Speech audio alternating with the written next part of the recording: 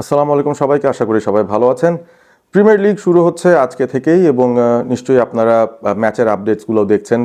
Premier লিগের এবারের যেই ফিচারটা রয়েছে ঢাকা প্রিমিয়ার ডিভিশন ক্রিকেট লিগের, সেখানে 12টা দলই খেলছে, তবে সবাই সবার সঙ্গে একবার করে ম্যাচ খেলবে এবং লিগ পর্বের এই 11টা ম্যাচ এক একটা দল খেলার পরই লিগে যে টপে আছে তাকেই চ্যাম্পিয়ন ক্রাউন করা হবে।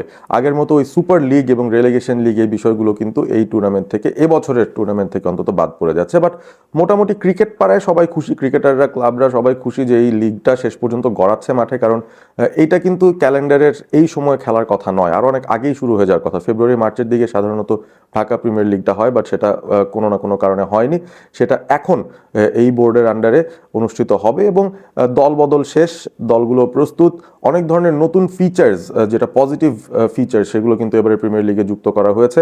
প্রত্যেকটা ক্লাবের জন্য 25 লক্ষ টাকা বাংলাদেশ ক্রিকেট বোর্ডের এন্ড থেকে ধরে দেওয়া হয়েছে। তাদের যে ফুড সাপ্লাইয়ের যে বিষয়টা, সেটা বাংলাদেশ ক্রিকেট বোর্ড থেকে এনশোর করা হচ্ছে এবং হেলদি ফুড যেমন গ্রিল চিকেন এবং নান রুটি, এই ধরনের প্রোটিন বেসড খাবার দাবার, এগুলো কিন্তু বিসিবির তরফ থেকে আমার মনে হয় তারা ক্লাবগুলোকে দেবে। ম্যাচ চলাকালীন সময় ম্যাচের খাবারের দায়িত্ব তারা নিয়েছে, সেটাও একটা পজিটিভ দিক। কারণ এক এক ক্লাব নিজেদের মতো করে বিরিয়ানি নিয়ে আসছে বা এমন কিছু নিয়ে আসছে যেটা হয়তো খেলোয়াড়দের ফিটনেসের পরিপন্থী কোনো ইম্প্যাক্ট রাখতে পারে। সো ওই জায়গা থেকে বিসিবিও খুব কেয়ারফুলি এই বিষয়গুলো এনশোর করছে এবং সেই সাথে ওই অ্যান্টি করাপশনের যে বিষয়টা রয়েছে, মোবাইল ফোনস রেখে দেয়া, ম্যাচ একেবারেই প্লেয়ারের ভেন্যুতে ঢোকার পর থেকে প্লেয়ার ম্যানেজমেন্ট সবারই মোবাইল রেখে দেওয়া হবে, কেউ মোবাইল নিয়ে মাঠে থাকতে অ্যালাউড হবেন না। এই বিষয়গুলোকে যে এনশোর করা হচ্ছে টু স্টপ এই ধরনের ম্যাচ ফিক্সিং ঘটনা ঘটার সম্ভাবনা, এই ব্যাপারগুলো আমার কাছে বেশ পজিটিভ লেগেছে। প্লাস আরও একটা ঘটনা যেটা, সেটা হচ্ছে প্রত্যেকটা মাঠে একেবারে আইসিইউ সেট আপের মাইক্রোবাস কিংবা ওই অ্যাম্বুলেন্স ফ্যাসিলিটিটা থাকবে, যেন খুবই খুবই ক্রিটিক্যাল কোনো ইমার্জেন্সিতে কাউকে নিয়ে যেতে সাহায্য করা যায় কিংবা তার জন্য best of the best facility মাঠের মধ্যেই রাখা যায়। সো এই কয়েকটা খুব ভালো স্টেপস নেওয়া হয়েছে এবং আলটিমেটলি এক একটা ম্যাচ ডেতেই প্রত্যেকটা দলই মাঠে নামবে, 12টা দলই নামবে, 6টা করে ম্যাচ হবে এক একটা ম্যাচ ডেতে এবং প্রথম 3 রাউন্ডের ফিক্সচারও ঘোষণা করা হয়ে গেছে, যেখানে আমরা দেখতে পাচ্ছি যে 2 দিন পর পর বা 2 দিন ব্রেক দিয়ে দিয়ে ম্যাচগুলো কিন্তু অনুষ্ঠিত হবে এবং একটা ম্যাচ ডের পর একটা রিজার্ভ ডেও রাখা হয়েছে। যেহেতু এখন বর্ষার মৌসুম, সবাই রিয়েলিস্টিক্যালি বুঝতেই পারছেন যে রেইন ইন্টারাপশনস হতে পারে, একই দিনে ম্যাচটা নাও শেষ হতে পারে। সেটা যদি হয় সেই ক্ষেত্রে কিন্তু রিজার্ভ ডেতে খেলা নেওয়ারও একটা যেহেতু পসিবিলিটি আছে, সেই অপশনটা রাখা হয়েছে। এবং আরও ইন্টারেস্টিং ব্যাপার যেটা, ঢাকা বা তার আশপাশে যে সকল মাঠ রয়েছে সেগুলো কিন্তু তামিম ইকবাল, বিসিবির যেই অ্যাডহক কমিটি রয়েছেন তার চেয়ারম্যান, তিনি নিজে নিজে প্রত্যেকটা মাঠ ঘুরে দেখেছেন, যে যে মাঠগুলো অপশন হিসেবে রাখা হয়েছে এবারের প্রিমিয়ার লিগের জন্য। সাধারণত আমরা দেখি যে বিকেএসপির 2টো মাঠ এবং সেই সাথে মাঝে মধ্যে ফতুল্লা যখন ফ্রি ছিল তখন ফতুল্লা হতো এবং মিরপুরে হতো। সো এই 3টা গ্রাউন্ডের মধ্যেই ঘুরে ফিরে খেলাগুলো হতো। তবে এইবারের লিগটা যেহেতু একই ম্যাচ ডেতে 6টা ম্যাচ অনুষ্ঠিত হবে, 6টা ভিন্ন ভিন্ন মাঠ প্রয়োজন ছিল। সেই মাঠগুলো আমরা যদি একটু জেনে নিই, একটা তো ডেফিনেটলি বিকেএসপির 2টো মাঠ রয়েছে, মাঠ 3 এবং 4, যেখানে প্রত্যেক মৌসুমেই আসলে প্রিমিয়ার লিগের খেলা অনুষ্ঠিত হয়, সেটা থাকারই কথা, সেটাই আছে। এবং সেই সাথে নতুন কিছু মাঠ যুক্ত হয়েছে যেখানে আগে কখনো প্রিমিয়ার লিগের খেলা হয়নি, যেমন পুবের গাতে পিকেএসপি গ্রাউন্ড নাম্বার 2, পুবের গা ক্রীড়া শিক্ষা প্রতিষ্ঠান, সেখানকার যে 2 নম্বর মাঠ, সেখানে খেলা হবে। ক্রিকেটার্স একাডেমি, পূর্বাচলের দিকে যেতে 300 ফিটের উপরে ক্রিকেটার্স একাডেমির যেই গ্রাউন্ড 2 রয়েছে, সেখানে খেলা অনুষ্ঠিত হবে। বসুন্ধরা স্পোর্টস কমপ্লেক্সের ভেতরে বসুন্ধরা ক্রিকেট গ্রাউন্ড যেটা, সেখানেও প্রিমিয়ার লিগের ম্যাচ অনুষ্ঠিত হবে। সো এই ধরনের মাঠগুলোকে কিন্তু সিলেক্ট করে রাখা হয়েছে এবং সেই মাঠগুলোতে আলটিমেটলি খেলাগুলো মাঠে গড়াচ্ছে। সো ইন্টারেস্টিং যে বিষয়টা সেটা হচ্ছে যে 12টা ক্লাব যারা রয়েছে সেখানে প্রমোটেড 2টো দল রয়েছে, সিটি ক্লাব তারা এসেছে, ঢাকা লেপার্ডস তারা এসেছে এবং সেই সাথে আগের যেই প্রিমিয়ার লিগের টপ 10 যারা ছিল সেই টপ 10 কিন্তু এই প্রিমিয়ার লিগটায় তারা খেলছে। তবে এখন আমার কাছে মনে হয় it's important to talk about, আমি থাম্বনেইলে কি বলেছিলাম, যে শিরোপার লড়াইয়ে একটা ত্রিমুখী লড়াই আমরা দেখব, যে এবারে প্রিমিয়ার লিগটা জেতার জন্য দল গঠন হিসেবে কোন দলটা অন্তত টুর্নামেন্ট শুরুর আগে ফেভারিটস বলে দেওয়া যায়। প্রথম দলটার নামই আমি বলবো ডিফেন্ডিং চ্যাম্পিয়ন আবাহনী। তারা গতবারের মতো এবারও খুবই খুবই ব্যালেন্সড একটা দল বানিয়েছে এবং কেনই বা বানাবে না, কারণ তাদের হেড কোচ হান্নান সরকার, তিনি যেই দলেরই হাল ধরেন না কেন, তিনি তাদেরকে আসলে ওই ট্রফি জেতানোর মতোই একটা প্ল্যান নিয়ে টুর্নামেন্ট শুরুর আগে থেকে কাজ শুরু করে দেন এবং সেটা রিফ্লেকশনটা আমরা দলবদলেই দেখেছি। আপনার সবচাইতে বিগেস্ট নেমসই যে তিনি তারকা খচিত একটা দল সাজিয়ে ফেলেছেন, ব্যাপারটা এরকম নয়। অনেক খেলোয়াড়দেরকে হয়তো তিনি চেয়েছিলেন, কিন্তু ultimately maybe due to the budget constraint, maybe due to balance of the team তিনি কিন্তু তাদেরকে আনেননি। তার পছন্দের প্লেয়ারও হতে পারে, অন্য ক্লাবের জন্য ছেড়েও দিয়েছেন। বাট তারপরেও আবাহনীর যে স্কোয়াডটা তিনি তৈরি করেছেন সেটা কিন্তু আমার মনে হয় এবারও তাদের শিরোপাটা ধরে রাখার জন্য যোগ্য দাবিদার। ক্যাপ্টেন হিসেবে এবার রাখা হয়েছে মোসাদ্দেক হোসেন সৈকতকে, এবং এই দলটার মধ্যে নাজমুল হোসেন শান্ত রয়েছেন, জিশান আলম রয়েছেন, টপ অফ দ্য অর্ডারে খুব ভালো দুজন ব্যাটার।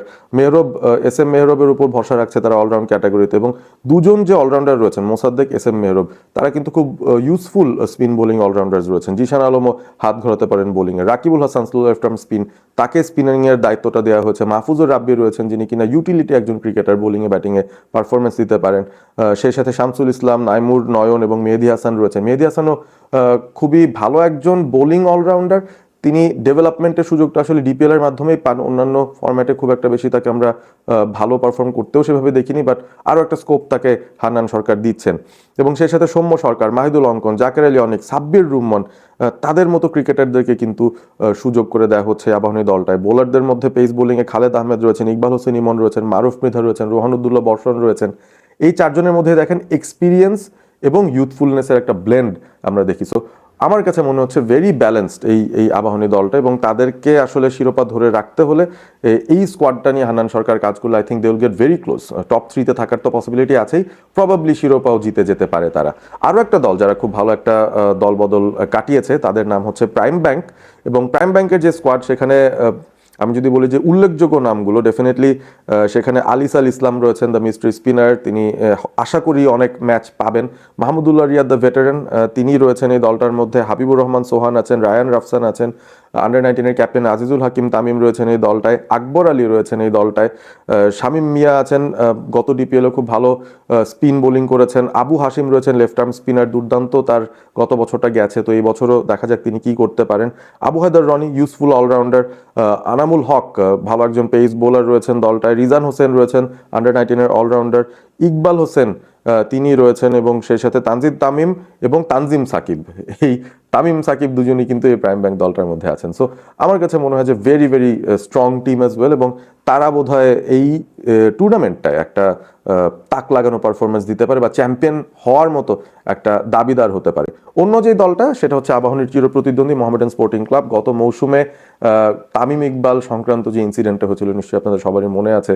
তামিম মোহামেডানেরই ক্যাপ্টেন ছিলেন, এবং একটা ম্যাচ বিকেএসপিতে ছিল যেখানে তিনি আসলে টসের পরপর অসুস্থ হয়ে যান, হার্ট অ্যাটাক করে ফেলেন, এবং মিরাকুলাসলি বেঁচে যান তিনি, thanks to the prayers from everyone. তামিমের শুভাকাঙ্ক্ষী যারা ছিলেন, ক্রিকেট প্রেমী যারা ছিলেন, সবাই চাইছিলেন তিনি বেঁচে বেরিয়ে আসুক। তিনি পেরেছেন, এবং এখন তার আন্ডারেই, বা তিনি অ্যাডহক কমিটির চেয়ারম্যান, তার বিসিবির আন্ডারেই কিন্তু আরও একটা প্রিমিয়ার লিগ ঘটছে। এই মোহামেডান দলটার কি অবস্থা দেখি, তারা কিন্তু গত মৌসুমে একদম শেষ ম্যাচের আগ পর্যন্ত শিরোপা জেতার অন্যতম দাবিদার ছিল। মোহামেডানের এই দলটায় মুশফিকুর রহিম আছেন, which is a fantastic news, এবং সেই সাথে বেশ কিছু খেলোয়াড়দেরকে তারা নিয়েছেন যারা একেবারে ডোমেস্টিক প্রুভেন প্লেয়ার্স, মানে তারা রান করবেনই, অবধারিত, তারা থাকা মানেই রান হবে। For example Enamul Haque Bijoy, for example Naim Sheikh, দুজনকেই এই দলে, মোহামেডান দলে আমরা দেখতে পারবো। পারভেজ হোসেন ইমন মোহামেডানে এবার এসছেন। ইয়াসির আলী চৌধুরী রাব্বি রয়েছেন দলটায়, মৃত্যুঞ্জয় চৌধুরী আছেন, এবং তাইবুর রহমান পারভেজ রয়েছেন এই দলটায়, তানভীর ইসলাম রয়েছেন, রিশাদ রয়েছেন, আফিফ রয়েছেন। This looks like a mini national team. So মোহামেডানের এই দলটাও কিন্তু খুবই খুবই স্ট্রং আমার কাছে মনে হয়। সো ওভারঅল এই যে balance of the three teams আমি বললাম, প্রাইম ব্যাংক, মোহামেডান, আবাহনী, আপনাদের কাছে আসলে কি মনে হচ্ছে যে প্রি টুর্নামেন্ট এই তিনটা টিমকে যদি আমরা ফেভারিট ধরি আউট অফ দ্য 12, ভুল করছি কিনা? আমার তো মনে হয় ভুল করছি না। I think these are the three most strongest teams, এবং এইবার প্রিমিয়ার লিগ জেতার অন্যতম তিন দাবিদার অন্তত আমার চোখে। আপনারা কমেন্ট করে জানিয়ে দিন আপনাদের প্রিয় দলকে, আপনারা এই প্রিমিয়ার লিগ থেকে আসলে কি আশা করছেন, কারণ এইবারের প্রিমিয়ার লিগটা খুবই ইম্পর্ট্যান্ট হবে।